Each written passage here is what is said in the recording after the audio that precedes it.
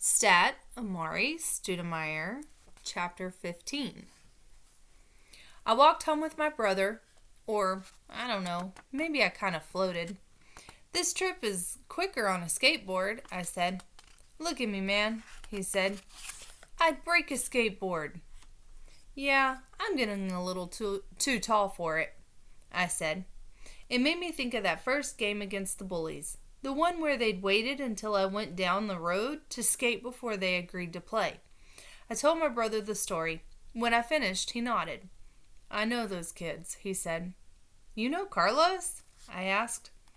"I know his reputation," he said, "and I know his type, too."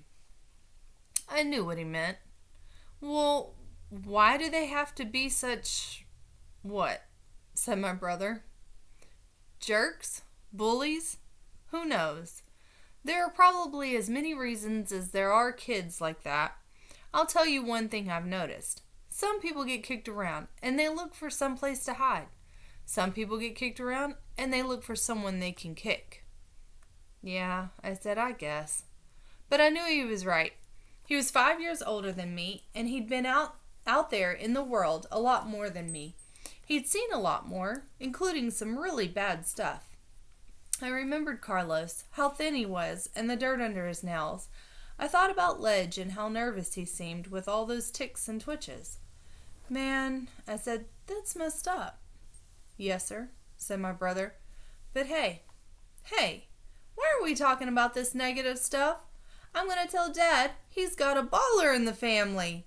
"Another one," I said, because my brother was legit on the court.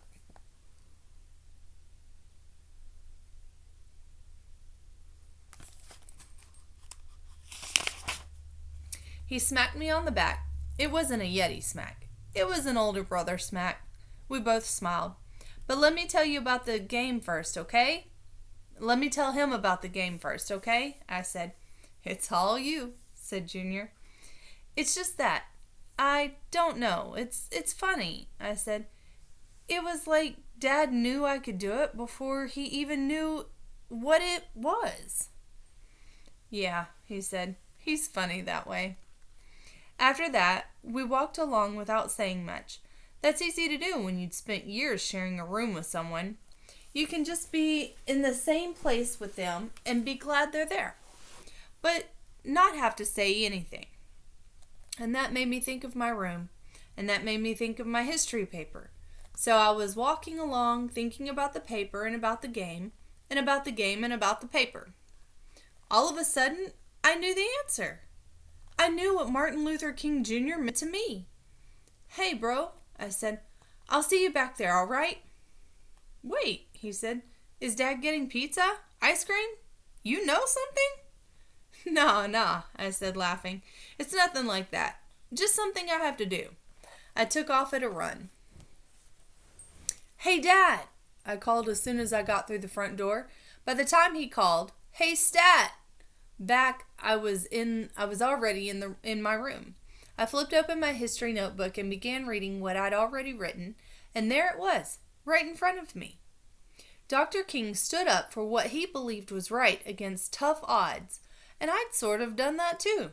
Of course, he was fighting for equal rights for all people, and I just thought it was wrong that some older kids were acting like jerks and kicking my friends and me off our home court. But, he was a reverend and had a PhD. I was 11. You gotta start somewhere. I started writing. I wrote about him organizing important marches and demonstrations and what that meant to me. This time I had an answer. One person could do a lot, but the more people you had behind you, the more you could accomplish. I thought about Mike and Deuce, how we'd work together today to beat a bigger team.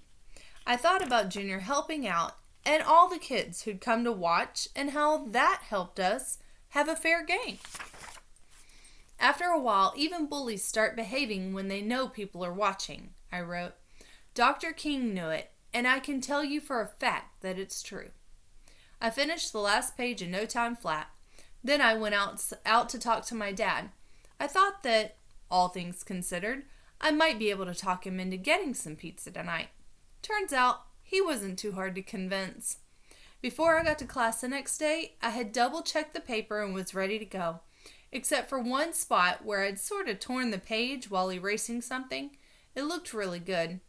I'd put a lot of work into it, and I was looking forward to handing it in. I could already picture it coming back with an A at the top. And when I pictured a little harder, I could even see a plus on there. But I had one quick pit stop to make on the way to class.